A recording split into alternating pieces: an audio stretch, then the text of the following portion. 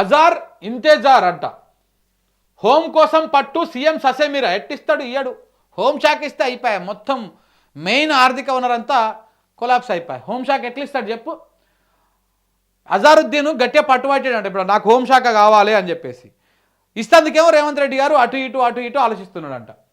ప్రమాణం చేసి 3 రోజులు దాటినా శాఖలు లేవు. ఉట్టిగానే తూతు మంత్రం ఇది, తూతు మంత్రం శాఖలు ఇవి.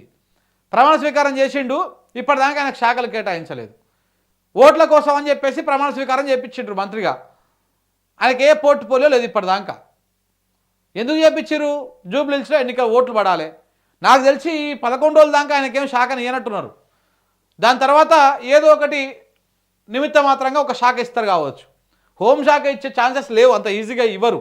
ఒకవేళ హోంశాఖ పోయింది అంటే ఇక బరాబర్ కాంగ్రెస్ అధిష్టానము రేవంత్ రెడ్డి తోకను ఇక లాస్ట్ దాకా కత్తిరి చేసుకుని వచ్చింది. లాస్ట్ మొండెం మాత్రమే మిగిలింది, ఆ మొండెం కూడా కట్ చేస్తుంది. ఇక ఇప్పటికి మీనాక్షి నటరాజన్ తీసుకొచ్చి వేసింది.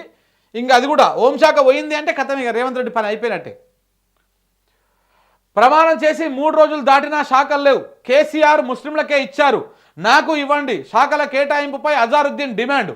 జూబ్లీహిల్స్ పోయినా సరే ఇవ్వనన్న రేవంత్ రెడ్డి అంట. జూబ్లీహిల్స్ ఓడిపోయినా సరే నేను మాత్రం నీకు హోంశాఖ ఇయ్యను. హోంశాఖ ఇస్తే ఎట్లా? మా హోంశాఖకి ఏం చెప్పాలి నేను? నీకు హోంశాఖ ఇస్తే హోంశాఖ మొత్తం మా హోంమంత్రి హ్యాండిల్ చేస్తున్నారు.